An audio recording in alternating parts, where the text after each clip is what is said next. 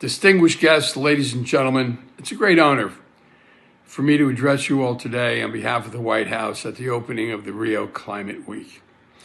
Though I regret not being physically with you today, I want to express my warmest congratulations and my sincere wishes for a success of this important gathering. Under the leadership of President Donald J. Trump, the United States government is advancing bold action on the environment. We're issuing clean water and clean air initiatives and achieving resilient communities, improving that environmental stewardship and sustainable economic growth must reinforce one another. We encourage and support all genuine preservation efforts, whether driven by the governments or by serious NGOs or by innovative market-based solutions. One inspiring example is Rodrigo Veloso's One Amazon, which demonstrates how finance and technology can align to value proper and more alive aspects than any non-sustainable alternative. I know Rodrigo is with you today, and his leadership and vision are an example of the kind of bold thinking the world needs today. But let me leave you with a personal concern that I have, and that is we're going to these meetings and talking about the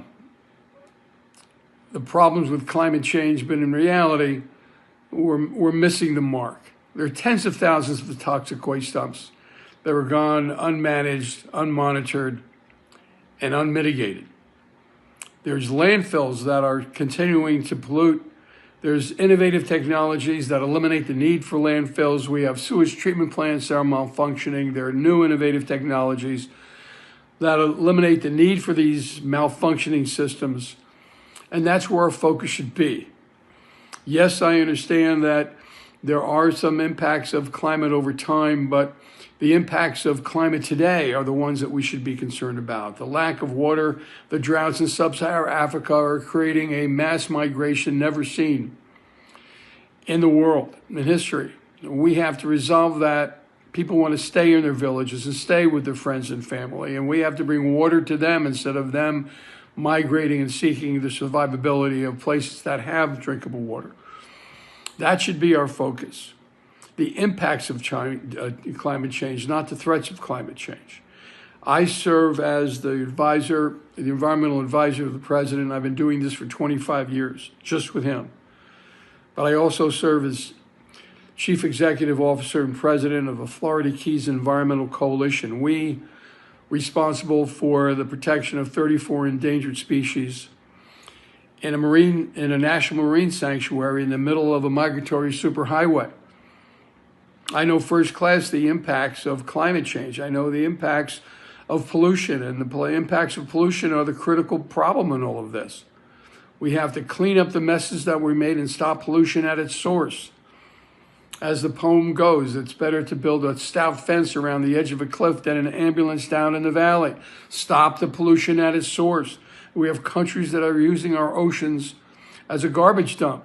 We have to stop that. That's where the focus should be. Stopping pollution at its source. If we're going to make a difference, that's the difference we have to make. Things are worse than most people know. But the solutions to these problems are also very, very exciting. We know what the problems are. We've identified the solutions. We certainly have the money. What's lacking is leadership. And that's what we're all here to discuss today. Best of luck, everybody. Enjoy Brazil. Bye-bye.